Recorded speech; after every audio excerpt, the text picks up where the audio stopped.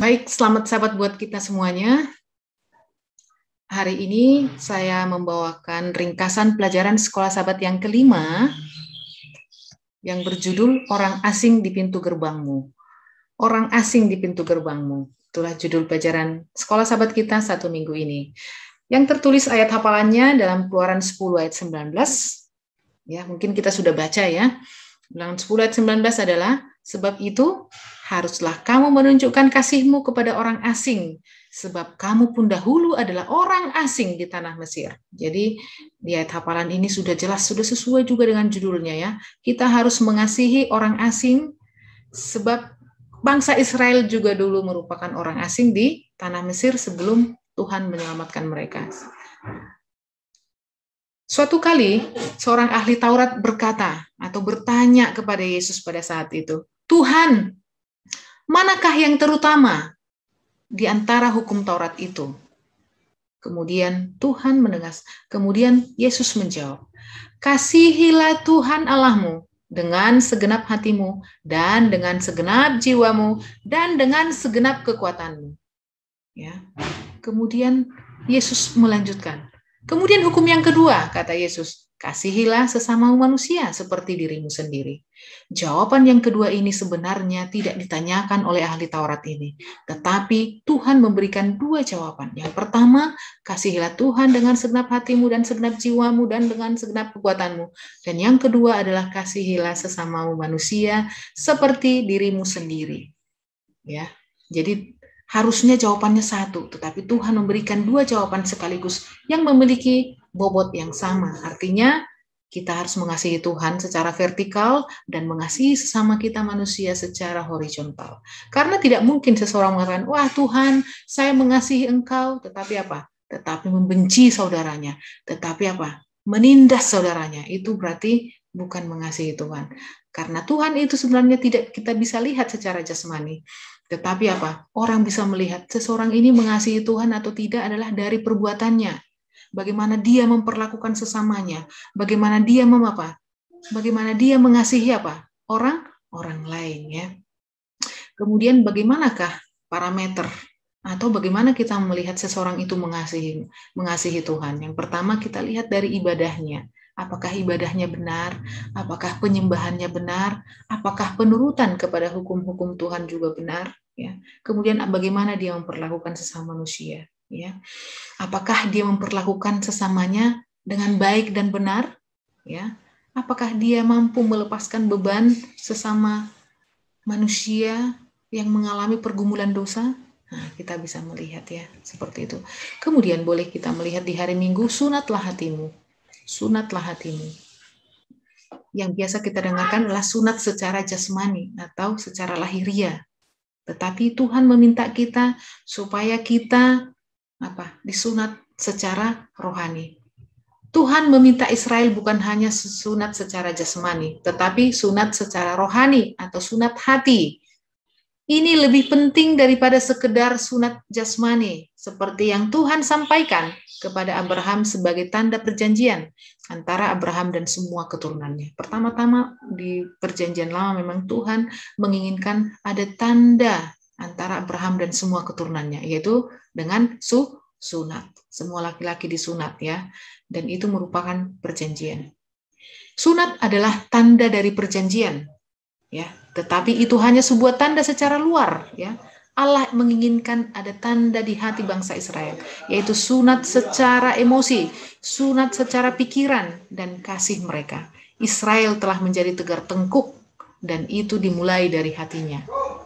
Ya, Israel telah menjadi keras kepala, tidak rela menuruti Menuruti hukum Tuhan. Sehingga Tuhan ingin bahwa Israel itu memberikan kesetiaan mereka sepenuhnya kepadanya, tidak terbagi-bagi, karena Tuhan telah menebus mereka dari perbudakan dan akan memberikan tanah perjanjian. Jadi saat ini bukan hanya sunat secara jasmani yang paling perlu, tetapi sunat hati, sunat secara rohani.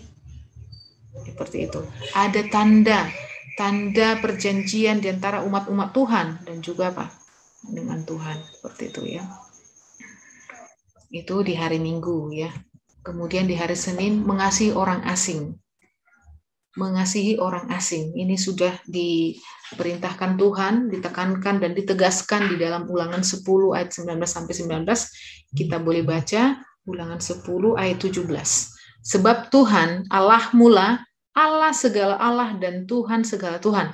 Allah yang besar, kuat dan dahsyat, yang tidak memandang bulu ataupun menerima suap, yang membela hak anak yatim dan janda, dan menunjukkan kasih-Nya kepada orang asing, dengan memberikan kepadanya makanan dan pakaian. Sebab itu, ayat 19, sebab itu, haruslah kamu menunjukkan kasih-Mu kepada orang asing, sebab kamu pun dahulu adalah orang asing di tanah Mesir.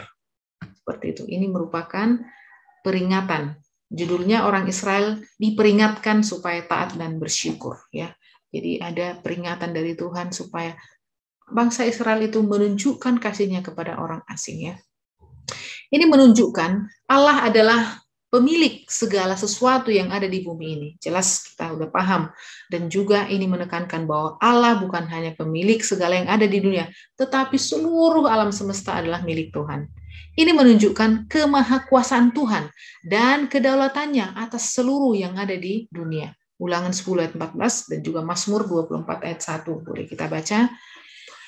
YHWH atau Yahweh adalah Tuhan dan Allah di atas segala Tuhan, dan Allah yang mungkin disembah manusia dan dianggap ada oleh manusia di dalam pikiran masing-masing.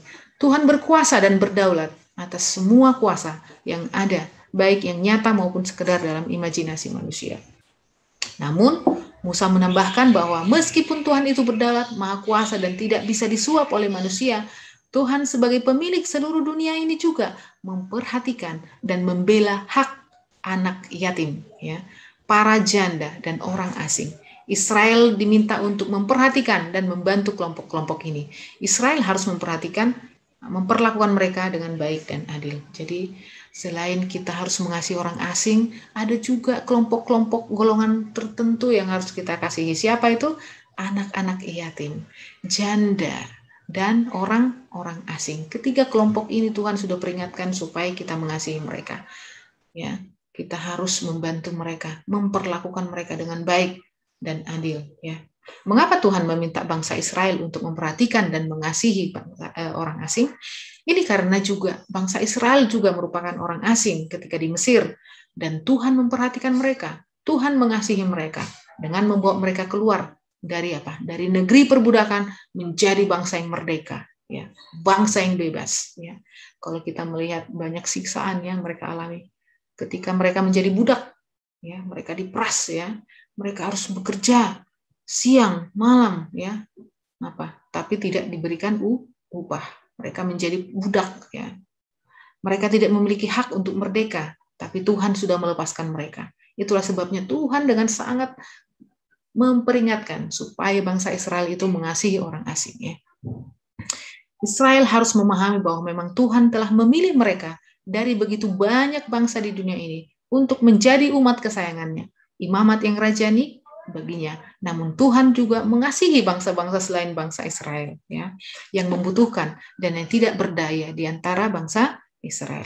Sama seperti Tuhan mengasihi Israel, Israel juga harus mengasihi orang lain, orang asing yang ada di sekitar mereka dan di tempat kediaman mereka.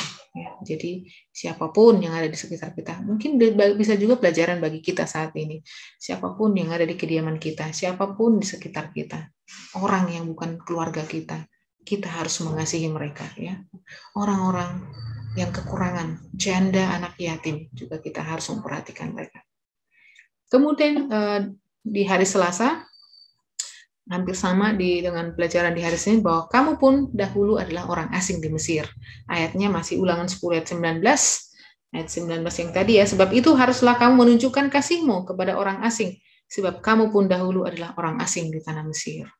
Israel harus menunjukkan kasih kepada mereka, kepada orang asing, sebab mereka dahulu merupakan orang asing di tanah Mesir. Israel pernah menjadi orang asing di negeri Mesir, menjadi budak. Ini sesuai dengan nubuatan Tuhan kepada Abraham. Israel telah ditebus Tuhan dari perbudakan di Mesir. Ini menjadi lambang penebusan. Ya, Tuhan menebus bangsa Israel, kemudian Yesus menebus kita. Itu merupakan lambang penebusan yang Yesus lakukan bagi manusia. Umat-umat Tuhan harus mengingat Bagaimana kondisi mereka sebelum diberkati oleh Tuhan. Tuhan sebelum ditebus oleh Yesus Kristus, oleh mengingat keadaan itu, umat Tuhan akan berbeda dalam memperlakukan orang lain. Baik satu iman ataupun tidak satu iman atau orang asing. Orang asing ini bisa jadi janda, anak yatim piatu, orang-orang yang tertindas, orang-orang miskin. Ini menyangkut hak asasi manusia untuk hidup, untuk menempuh pendidikan, untuk merubah nasib, bahkan untuk menerima keselamatan. Jadi semua kita harus memperhatikan dan juga mengasihi mereka. Yesus katakan, perbuatlah kepada orang lain seperti yang kita inginkan orang lain berbuat kepada kita. Ini adalah hukum emasnya. Kalau kamu ingin orang lain berbuat baik kepada kamu, lakukan juga yang baik kepada mereka. Itu hukum emasnya. Hukum tabur dan menuai. Kalau kamu tabur yang baik, maka kamu akan menuai yang baik. Kalau kamu ingin orang lain menghormati kamu, maka hormati dulu terlebih dahulu orang lain. Ya, kita melakukan perbuatan yang orang lain ingin kita diperlakukan. Ya, seperti itu. Kalau kita ingin kita diperlakukan dengan baik, maka perbuatlah yang baik kepada orang lain. Israel sebagaimana umat Tuhan harus berbeda, menjadi terang bagi orang lain. Kita juga harus menjadi terang bagi orang lain. Perbedaan itu ditemukan dalam Tuhan yang disembah. Bagaimana menyembah Tuhan itu, dan bagaimana memperlakukan orang lain sebagai bagian dari iman. Inilah inti kesaksian Israel dan umat Tuhan kepada dunia untuk saat ini. Pada hari Rabu kita harus menghakimi dengan benar. Menghakimi dengan benar artinya memperlakukan orang lain itu dengan adil, ya. Pada waktu itu aku merintahkan kepada para hakimmu demikian. Berilah perhatian kepada perkara-perkara di antara saudara-saudaramu, dan berilah keputusan yang adil di dalam perkara-perkara antara seseorang dengan saudaranya, atau dengan orang asing yang ada padanya. Ada di Ulangan 1 ayat 16, boleh dibaca nanti. Tuhan ingin setiap orang diperlakukan dengan adil, ya. Tidak peduli status sosialnya, baik dia kaya, miskin, ya, orang asing, orang pribumi, orang ganteng, orang cantik, orang jelek, ya. Ya, Tuhan ingin kita memperlakukan mereka dengan adil, dengan baik, ya, tanpa memandang status sosial. Apakah ini sudah kita praktekkan di gereja kita? Apakah kita hanya tersenyum manis, selamat Sabat, mengatakan dan juga menyalam orang-orang yang memiliki kedudukan penting atau memiliki harta, atau kita cuek kepada orang pada orang miskin? Ini menjadi teguran juga kepada kita. Kita harus memperlakukan sama.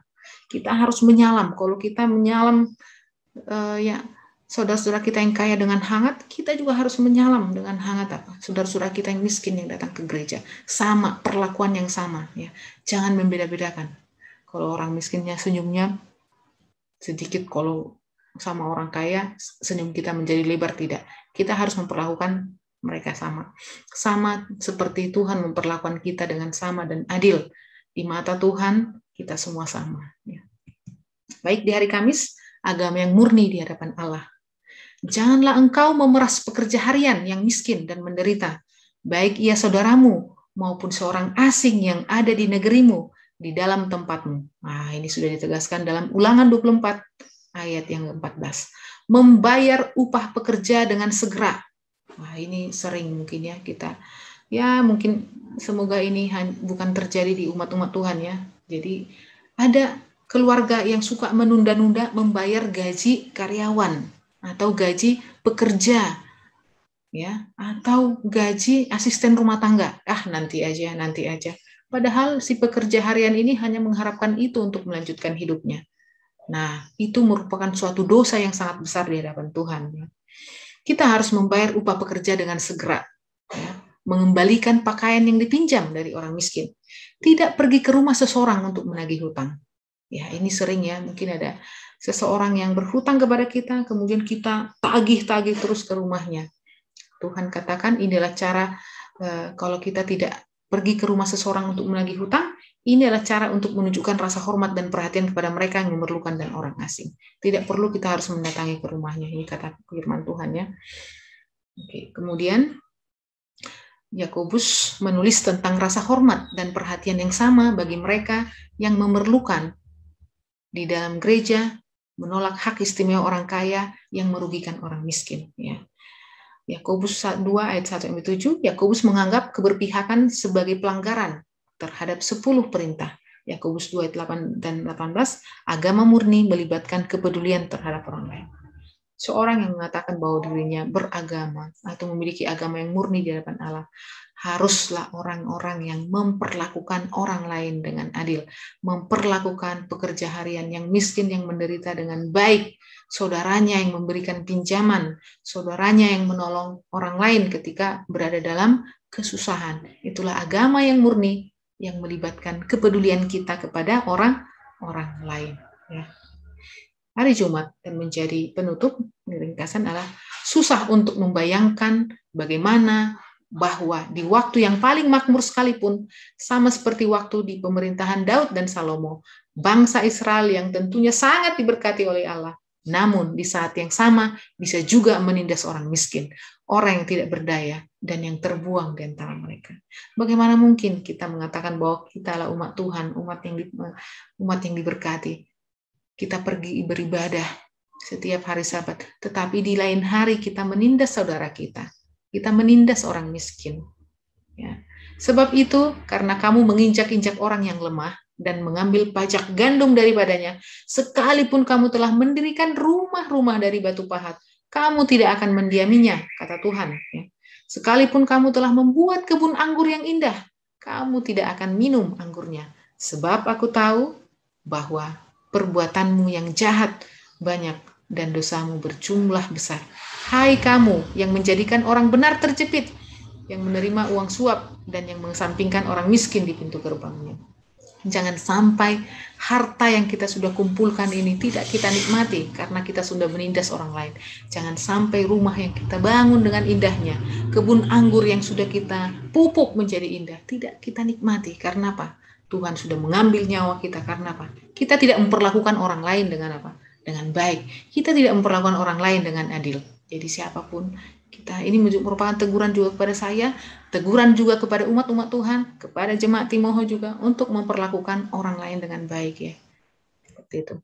Demikianlah firman Tuhan melalui pelajaran sekolah Sabat yang bisa saya bawakan minggu ini.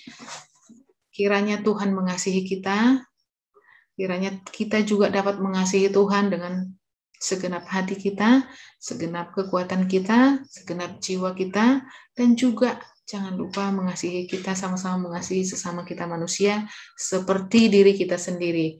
Kita lakukan yang terbaik sama seperti kita mengharapkan orang lain memperlakukan diri kita, tanpa memandang status sosial. Kaya atau miskin, orang asing atau bukan, ganteng, cantik atau jelek, semua sama di mata Tuhan. Kita semua berharga di mata Tuhan. Kita harus berbeda dari umat-umat yang lain. Kita umat Tuhan, umat yang sudah dipilih oleh Tuhan. Harusnya kita bisa berbeda. Itulah bedanya kita dengan orang lain yang tidak mengenal Tuhan. Kiranya Tuhan memberkati kita. Tuhan sanggupkan kita melakukan ini. Tuhan sanggupkan kita untuk mengasihi orang asing yang ada di sekitar kita. Saya bawakan ringkasan pelajaran sekolah Sabat ini dalam nama Yesus. Terima kasih dan selamat Sabat.